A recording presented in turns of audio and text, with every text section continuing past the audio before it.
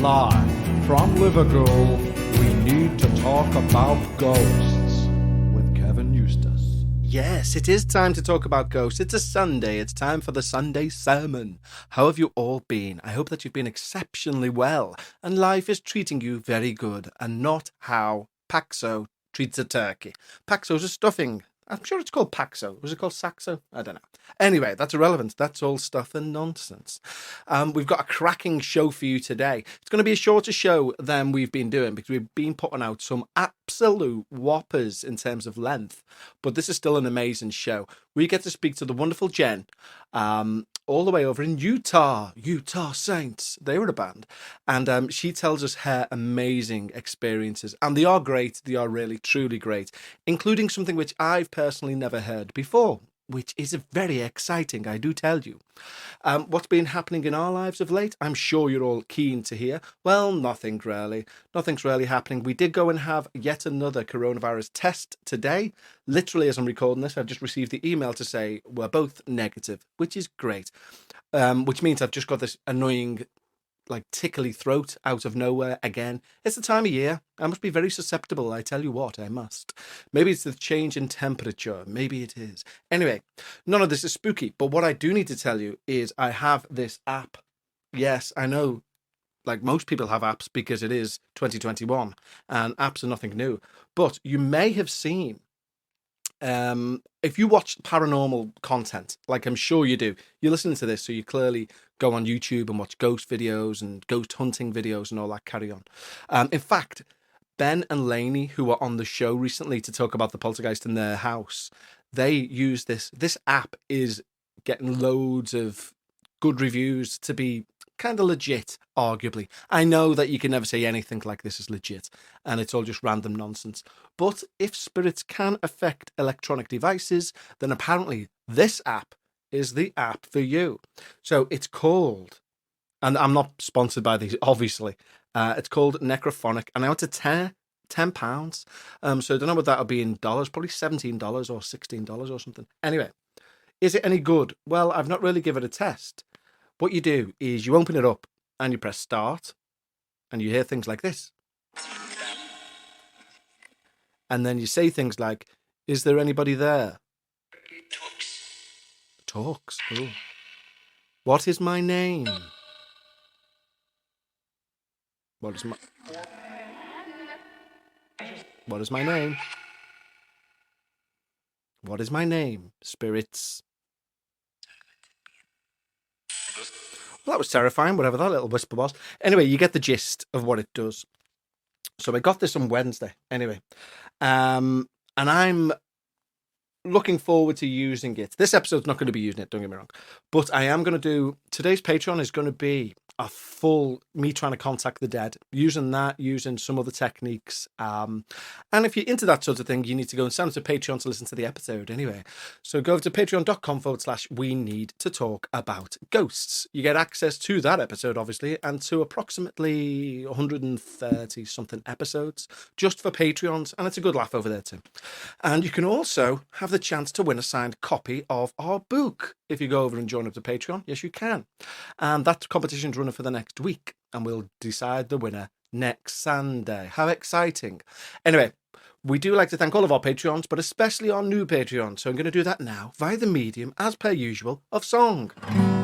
The guitar's out. And we have three lovely gentlemen to say thank you to today. Yes, we do. We have Matt Osborne, Gregory Kirkpatrick, and Andy Simpson. And they're going to get this little number just for them. Matt Osborne, Gregory Kirkpatrick, they've signed up to Patreon and keeping the lights on, yeah. And they were joined by Andy Simpson. They all are helping us keep the lights on.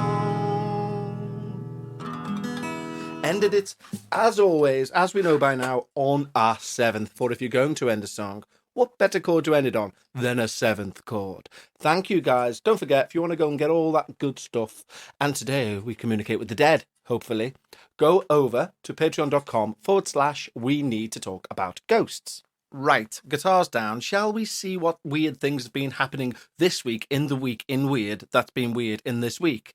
Yes. Weekend Weird.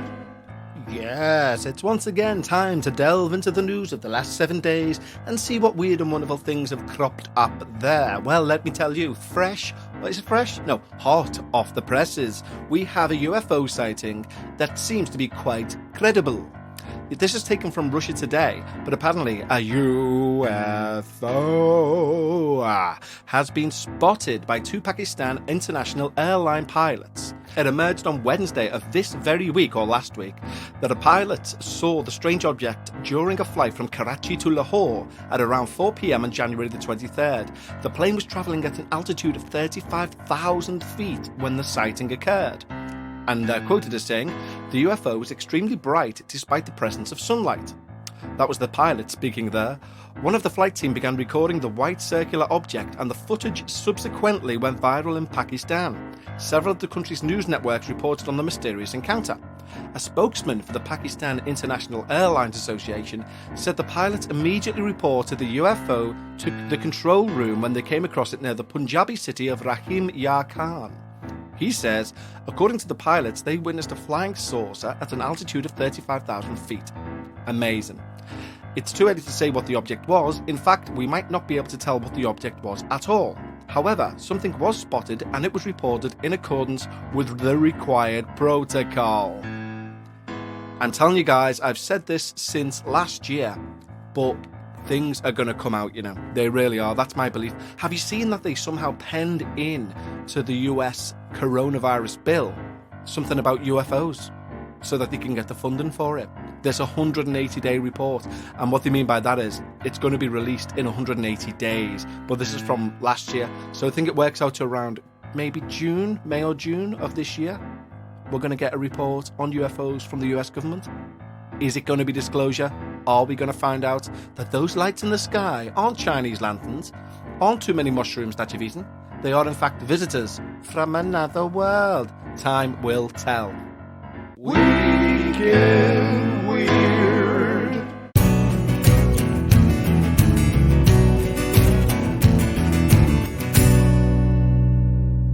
And we are back. Okay, you guys, I need to do another big shout out to say thank you for everyone getting in touch with both your suggestions, your comments on the lengths of the shows, and your comments on the quality of guests. You've all been very, very praising is not the right word. I'm not using very good vocabulary today. I do apologize, but you've all been great. So I sincerely thank you for all of your feedback, whether it be, critical, but in a nice way, or whether it be good. Obviously, I like that sort of stuff. But the person that we've got on now is Jenn from Utah. I spoke to Jenn through the week. Amazing guest. I spoke to her husband Peter as well at the start. You don't hear that bit because it was off camera. Off camera? Who the hell am I? But you know what I mean. And he's a lovely guy. He got Jenn onto the show, in fact. But it's a fantastic story of some of her experiences. So do pay very close attention. It's very scary. Yes, indeed. Don't forget, if you want to come on the show like Jenn has here, then please let me know. Get in touch. contact@talkaboutghosts.com. And that's the same address for if you want to come on the show and chat to me, or you want to email in your story in written format, which we love, of course, and then I read them out in that case. But either way is good. Don't forget, contact@talkaboutghosts.com. Right, ladies and gentlemen, I give you the wonderful Jenn from Utah.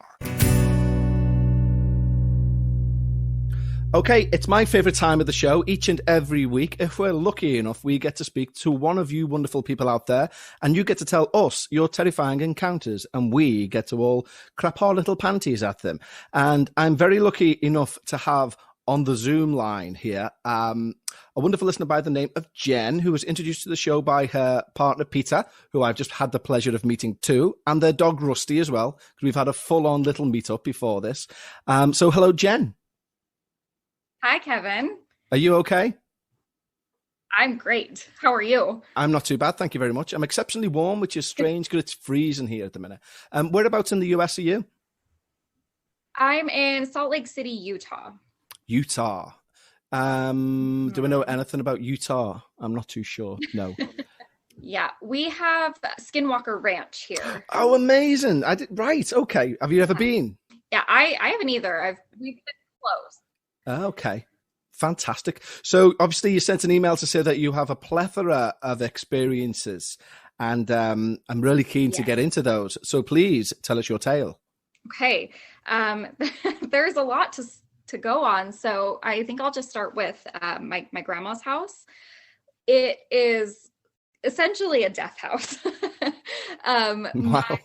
my mom and her siblings, and, their parents, my grandparents, moved in after the very first owner of the home who had died Hmm. there, and he he lived there his whole life.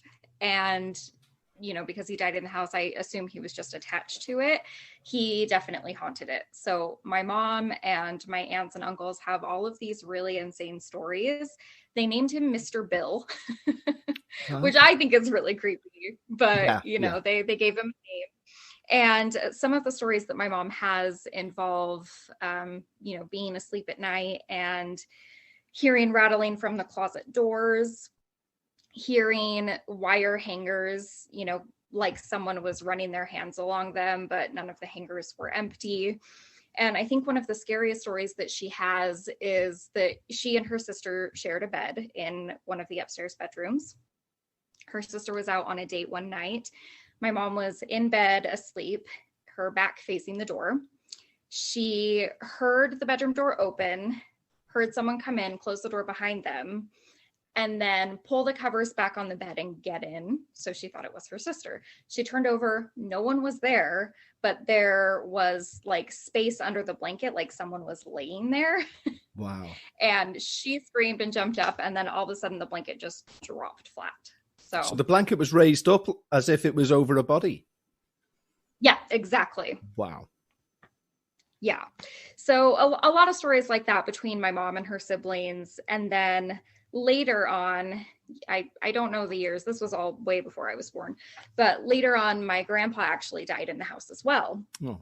And my grandma had these stories about how their routine kind of just stayed the same after he died.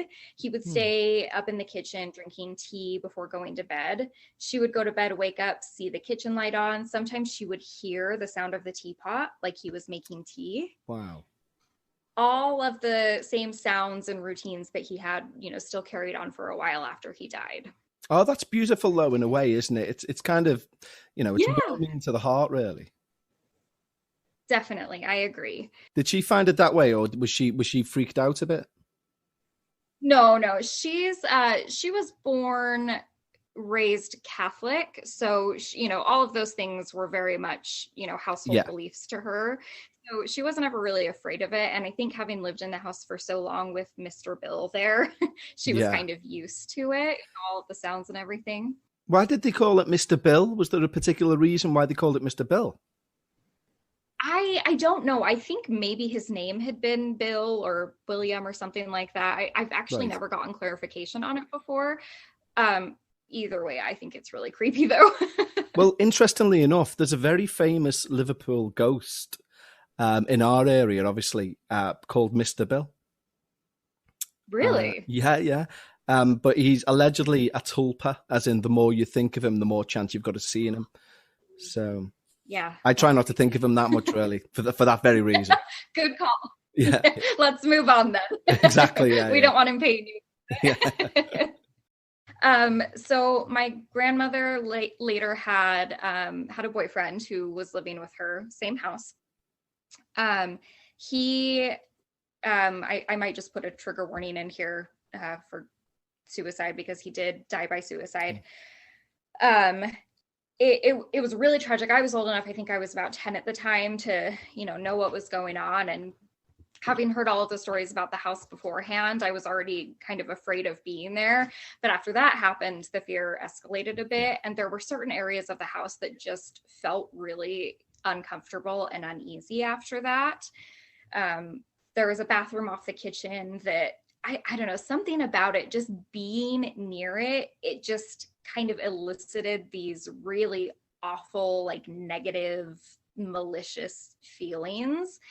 And everyone that was in the house kind of picked up on it. Like it was just a general rule, like that bathroom door stayed closed. No one would go in there. And then my grandma later died in the house as well. And fortunately for me, where I live now, that house is just a couple blocks away. So I've been able to drive past it and check up on it, from time to time. And my grandma passed away back in 2004, maybe 2005. Yeah. And since then, that house has been up for sale at least once a year. Nobody will stay in it, which I find really interesting. And I think that just really speaks to how haunted it is. Definitely. Have you managed to go back in it yourself at any point? I haven't. I've been wanting to. I'm waiting until it inevitably goes for sale again, because it just always does. And I'd like to take a look at it. But my mom and I have driven past it night before and snapped a few pictures. And we've never seen anything in the photos. I mean, you get your typical orbs, but I don't really put much stock into those. It just always feels eerie. It just doesn't ever feel right. Yeah. And, in terms of when you said that particular bathroom, there's no easy way of answering this. Did that bathroom have anything to do with the suicide at all? It didn't. That was actually that bathroom was in the back part of the house. Where the suicide happened was in the front part of the house. I can't really explain it, but yeah, something about it just never sat right with anybody. That's terrifying. Yeah.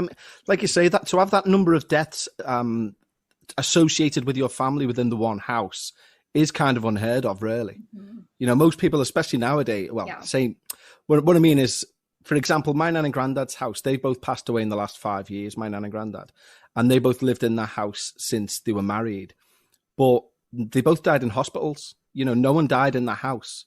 They were in that house for over 70 years. No one died in that house. So it is quite unusual to have that many people die in the one house. Yeah, I agree. I don't know. I just think maybe there's something about the house. Maybe. You need to check whoever built that house out and never hire them again to build anything else. Sound advice, definitely. Okay, let's see. From there, the first apartment that I ever lived in was just this really kind of rundown. It was about all I could afford, this little studio apartment. And it wasn't anything special, just four walls, basically. Nothing really ever happened for the first couple months that I lived there, but I think once I was there and started getting comfortable and used to the space, I noticed just noises at night. Nothing that ever really, drew my attention too much or sparked any real fear. Yeah. But once they started and as it went on, the activity definitely increased. Like I said, it was a studio, so my bed was only about maybe 6 or 7 feet from the front door. I would hear at night, or I would wake up in the middle of the night hearing rattling of my front door handle. Yeah. And then footsteps, like somebody was walking from the door to the foot of my bed. Wow. And then just stop. Inside the room itself? Yeah, right at the foot of my bed. It always felt like someone just stopped and was watching me. And it would, for the first little bit that would happen, the noise would just stop after that. But as time went on, I would hear it stop at the foot of my bed and then walk around to the head of my bed and stand there like it was just standing right over watching me. Oh my God. And what did you do when you'd hear that? Literally just pull the covers over my head and force myself back to sleep. Wow.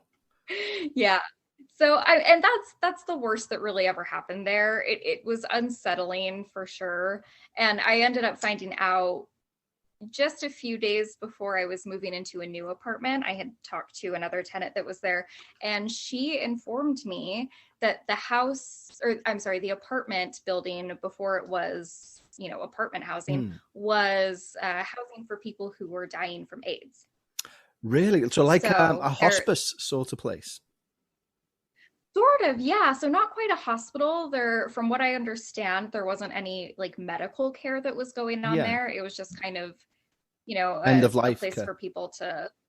Yeah, exactly. Yep. So there was definitely a lot of death in those within those walls. Wow. Wow. And you Yeah. can imagine a lot of emotion as well and all that carry on. And, if you're going off the idea that emotion imprints into the bedrock of walls and then can replay itself and all that, I wouldn't be surprised if that place is teeming with some sort of spirit parties even. Well, maybe not parties, but there'd be good ones though. That makes it sound fun. Yeah, it does. But that is awfully terrifying though. So that's your nan's death house, or the house of death, who you call a grandmother's house. Yes. And obviously the place where you previously lived, which was a palliative care place for people suffering with AIDS. Anywhere else that you've encountered that's got the haunt factor? So not necessarily to that degree, but I do have kind of a fun story. It's definitely not scary in any way at all. I actually really love telling the story because I just think it's fun. There's really no other way to describe it. Okay. Look, can I just check? Is it still paranormal themed? Are you just going to talk about Yes, of course. Okay, brilliant, brilliant. Yeah. Just checking. Yeah, definitely. So in high school, my best friend lived in this house, and there was definitely a ghost there, and nobody really noticed it until this one day that I was there, and we were all standing, me, my best friend Michelle, her mom, and her brother. We were all standing in the same hallway. Each end of the hallway had a doorway. So one led into her mom's bedroom, one led into the kitchen, and then there were stairs kind of on the side, and then on the other side, a doorway to the living room. So there were kind of 4 points in the hallway, like 4 doorways you could stand in. We were all standing in one of the doorways facing each other, just chatting with the hall in between us. There was this shelf on the wall that had this little bowl with coins, buttons, knickknacks. Yeah. That didn't just fall off the shelf, flew off the shelf onto hit the other wall opposite it, and then just crashed down. Wow. It was really shocking. We all saw it. We were all kind of speechless, but it wasn't scary in any way. It just happened. We kind of laughed it off. Yeah. And that night I stayed over at their house. Michelle and I both had this dream of the same woman. We talked about it the next morning, and, it came down to the same thing. She was wearing a yellow dress. She had black hair, and we just assumed that was who knocked the bowl off the shelf the night before. So we named her Shayla. No idea if that's her actual name or if it was even a woman, but we named her Shayla. And she was very playful, especially whenever I was at their house. We, as teenage girls, we would just watch, movies, music videos, whatever on TV. And there was this one band that we really loved, and we would watch, music videos of them all the time. For whatever reason, Shayla hated when we did that because she would turn the TV off. You can't just leave it at some band. Who was the band? Go on. Panic at the Disco. Right, fair enough. Okay. Yeah. So she was not a fan. Okay. So she would turn the TV off. You would see sometimes the volume graphic on the screen just go all the way down without anyone having touched the remote. And we would always just sit there and be like, okay, Shayla, can you turn the TV back on? And sure enough, it would go right back on. She was just super playful. And, those things just happened from time to time. Nothing ever scary. It never felt, malicious or, we were never fearful of whatever it was. Anyway, so time goes on. Michelle moves out. Her mom was a midwife and got a job at a new hospital. And she was talking to a coworker, telling her all of these stories. And her coworker said, well, I'm a midwife, or not a midwife. I'm so sorry. She said, I'm a medium. Yeah. Let me come over and, see if I can pick up anything from your ghost. And so she came over, and she immediately said that she was getting visions of a fire. And they did some research together, and it turned out that the house next door had actually burned down. Wow. And the woman who lived there died inside of it. No way. And because there was no house there anymore, she went into Michelle's house and took up residence there. I thought you were going to say then there was a fire next door, and next door was a disco. That would have made perfect sense. But oh my God. And so, and what did you do when you found that out? What could you do? So Yeah, yeah. So what's really interesting is that the medium, she kind of walked around the house to see, why is she here, if she could pick up on any messages. And it turned out that Michelle's bedroom was upstairs facing east, which was closest to where the house had been before it burned down. Not the wall that faced that spot where the house had been, but the wall opposite it had a mirror on it. Yeah. So the medium theorized that, mirrors can be portals, and she came in through that mirror. Well, so that same wall shared, or the bathroom that was next to Michelle's room shared that wall. Yeah. And there was also a mirror on the other side of that. So same wall, both sides had a mirror. Yeah. And she said that this ghost, Shayla, whatever her real name was, came through the house in one mirror and tried to go out through the other, but because they were back to back, she was kind of just getting sucked through this circular portal that she couldn't escape. Wow. So she was trying to leave, and the reason why she was, throwing things off shelves and turning the TV off was the medium said she was just trying to get everybody's attention to say, hey, I'm stuck here, help me get out. Yeah. So she told Michelle's mom to remove one of the mirrors, light a candle, and say, you're free to go. We're sorry that we, kept you here by mistake, but you're welcome to leave. And the activity kept up for a couple more weeks, but after that, nothing ever happened anymore. She was gone. That is such a great story. It really is, Jen. But it's a really interesting thing at the start, and it shows how important perception is in these stories and your outlook on things. Because I guarantee you that if I told that same story verbatim to someone that I know, my opening gambit would be, I've got a terrifying story to tell you about a woman who died in a fire and started throwing things around the house. Whereas you're like, I've got a lovely story. It's not scary in the slightest. There's this burnt corpse. She goes around throwing stuff. What? That is petrifying. But do you have, it's an interesting thing, just to pick up on something that you said earlier. You said that when you would go around to your friend's house, you said within one of the sentences, stuff would happen, particularly when you went round. Do you find that stuff do you think you're maybe a little bit sensitive, or do you find stuff tends to happen around you? I have questioned whether I'm a bit more sensitive than other people. I definitely feel like I feel things and pick up on things. I definitely don't have a degree to where I could see anything or, feel like I could be communicated with in any special way, but I don't know for sure. I would love to say yes, but yeah, I don't know. It's an interesting one because have you ever tried to meditate, develop any sort of psychic gifts or anything like that? No, I'm way too scared. See, you don't sound it. That's what I mean. If you're talking about this woman throwing things around and you're like, oh, Shayla, maybe you should give it a go. It's definitely worth a go. A little bit of astral projection. That's what I tried when I was 16. And when it worked, I panicked and never slept for about a week. But you should give it something like that a go. Honestly, you never know. You never know. If you think you've got something, you probably do. Yeah, you could be right. But I am way too scared. Shayla was nice. It never felt scary there. It just always felt kind of mischievous with her. But everything else I've experienced is too scary for me. Yeah, fair enough. I mean, it's interesting points on the mirrors as well, because I was reading something today. There's a really good website that I've stumbled across, and I'll say it on this call because I'll probably forget to say it on the show so people can find it. It's called The Black Vault or something. I'll tell you what it's called right now, one sec, so everyone can go and check it out. It's called theblackvault.com. Basically, this guy has done a load of freedom of information requests with the CIA and the FBI on the paranormal, the occult, UFOs and stuff, and got all these documents from it. And I was reading, and they're all up there for everyone to read. And one of the documents is about the CIA investigating this couple of scientists in Russia who were carrying out ESP experiments.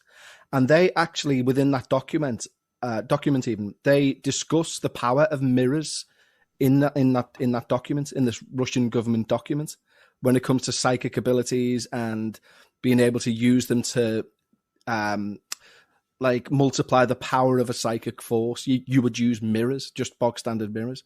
So there is definitely something, and you know, in the Jewish tradition, of course, when someone dies, they cover mirrors up. I know that that's the same. Like I'm Catholic, but my nan was like devout Irish Catholic, and she would be similar. If there was only 2 wakes I've ever been to in my life, and I'm talking a proper wake where the coffin's in the house, you know, and it's an open casket, and people come around and have a drink.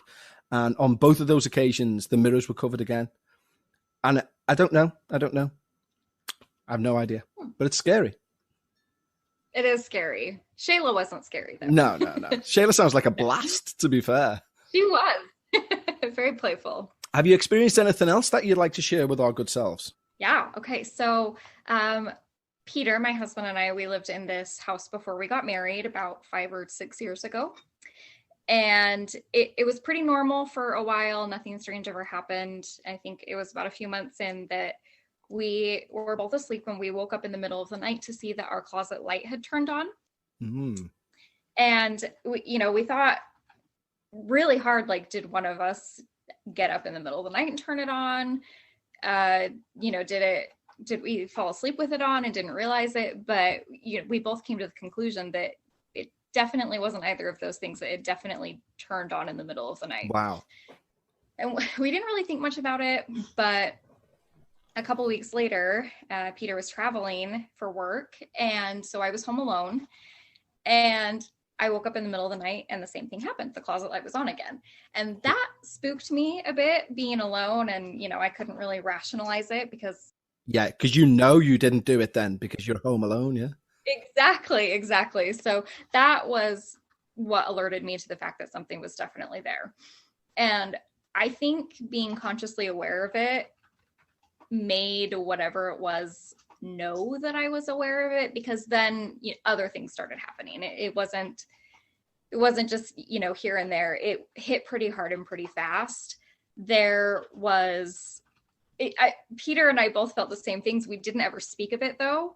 Yeah. I definitely spoke of it a few times, but he, just brushed it off like, no, I'm sure it's nothing. And so I kind of just dealt with it. Yeah. And especially with him traveling a lot and being home alone, it was really difficult to feel the way that I felt. There was an incident home alone, it was in the evening, it was dark outside, and we had this black cat. And I was sitting on the couch, and the wall across from me, I saw a shadow walk, go across the wall. Yeah. And my first thought was, okay, that was just the cat, no big deal. But then I turned to my side and the cat was sitting next to me on the couch. Wow. There is no way possible that the cat got from where I saw the shadow to sitting next to me on the couch without me knowing it. It just, there was no way. So that really scared me to the point where I had to make my mom come sleep over at my house because I just couldn't deal with it. And then eventually, as it went on, there was this bathroom off the master bedroom that I don't know why, and I don't know that I'll ever be able to explain it, but I could not look up at the ceiling. I was terrified. It just felt like something was lingering up there over my head, and somehow I just knew that if I looked and acknowledged whatever I thought was up there, no good would come of it. Isn't that interesting? Because I mean, you've heard on this show, and it's a common trope throughout the world with bathrooms, people having the back to stuff, but it's normally that you feel there's someone behind you or there's someone on the stairs. I've never heard of someone being, I've just got a shiver thinking about it, of somebody being afraid to look up at the ceiling. Yeah, it was very unnerving. And what I didn't know until a couple of years later, after we had moved out of that house, was that Peter was experiencing the same things, only not with the bathroom, but with the closet that the light had been turning on and going up the stairs, because the closet was above where you would, first walk up. And it was the same thing. He was afraid to, look up, and neither of us ever put it together until after we moved, but it was definitely something was there. That is terrifying. And it's interesting. A friend of mine, her mother is allegedly a bit of a witchy type, and she told me when I had a dream once, and it was terrifying, about a demon who was massive. He was like 70 feet high, this demon, and he held me like a baby bird in his hand, and he had a completely like benevolent face. There was no anger in it, and he looked down at me in his hand and started picking bits of skin off my cheek with his fingernails, and it was horrible. And I woke up going, "Oh my God." And I told her about it, her mother, and she was saying, "Oh my," she's Irish, and she was going, "Oh my God, Kevin, you want to get yourself looked at?" She said, "Blah blah blah." And then um, she said, "Do you notice anything in the corners of your rooms, like the top corners of your room?" And I said, "No, not really." And she went, "Because that's where evil sits." She went, "If you've got evil in your house, it'll sit in the top corners of your room. There'll be a corner which you can't look at. You feel uncomfortable." So it's interesting. That's the only other thing that I've heard about ceilings or anything other than that lady is what you've just said there, what you and Peter have experienced. Yeah, I don't like that at all. That's very scary. yeah, exactly. Yeah. So what happened with that condo then? We left. We got married and moved out, and yeah, I nothing ever really escalated from there. I guess it didn't feel good. It didn't feel right. It was very scary being alone. I slept with lights on, the TV on. My cat slept outside the bedroom door like he had to protect me. So yeah, that was about it. But that feeling is just something that I don't think either of us will ever forget. It was very uncomfortable, to say the least. I mean, the feeling of not being able to look up to a ceiling, it's fascinating me, that, because I love it when I hear something that I've never, and I've heard loads, obviously, but when I hear something which I think I've never heard it explained, I've never heard the feeling that it would give someone. I can visualize it perfectly. Do you know what I mean? Anyone can visualize not wanting to look at a ceiling, but I think, as you'll agree, it seems completely irrational in terms of a ceiling. Do you know what I mean? Yes, a staircase with the light off. Yes, a dark hall behind you. Yes, even leaving your back exposed to a room. Yes, but a ceiling is very different. Yeah, I don't know. There's not really any better way to explain it. And I don't know that I necessarily would have seen anything, but I think that had either of us looked up, I think it would have alerted it to our, knowledge awareness of it. Yeah, exactly. Yeah. And I don't want to know what would have happened had that been the case. I can only imagine that it would have gotten worse from there, but it definitely felt sinister. It's absolutely intrigued me, that. I mean, even your explanation there, I can understand what you mean about if you look at it and you think, and it recognizes you looking, it could have escalated the situation, and that's why you didn't look up. Yeah. Wow, that's fascinating. Fascinating. So we're glad to be out of there. We live in a new house. We're the first people who have been in it, so it's pretty clean here. Yeah, it is built on a burial ground, but probably. Burnt down disco.